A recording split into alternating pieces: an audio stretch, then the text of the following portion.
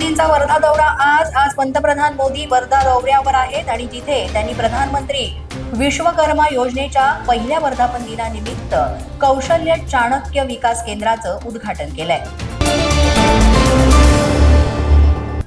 Amravati textile park पंतप्रधानांनी Amravati textile पार्कचं भूमिपूजन केलेलं आहे.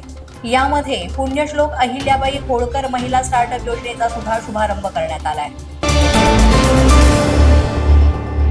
शेतकऱ्यांचं आंदोलन वर्ध्यात सुरू. शेतमालाला योग्य भाव देण्याच्या मागणीसाठी शेतकऱ्यांचं आंदोलन सुरू आहे. त्यांनी पंतप्रधानांना याबाबत प्रश्न विचारला.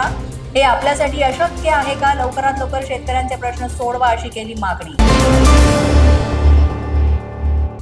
नो ड्रोन झोन सुरक्षा कारणास्तव मोदींच्या वर्धा दौऱ्यादरम्यान नागपूर शहर नो ड्रोन झोन म्हणून घोषित करण्यात आला आहे. केंद्रीय गृहमंत्री अमित शहा यांची बैठक 24 आणि 25 सप्टेंबरला विदर्भ आणि मराठवाड्यात होणार.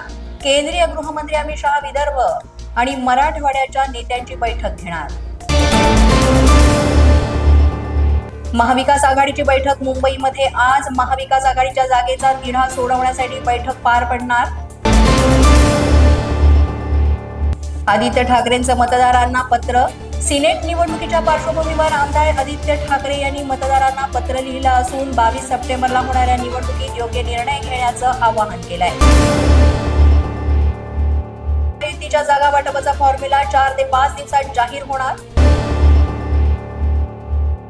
राहुरी विधानसभा निवडणूक. माजी मंत्री शिवाजीराव कर्डिले राहुरी विधानसभा मतदारसंघातून आगामी निवडणूक लढवणार असल्याची माहिती देण्यात आली आहे.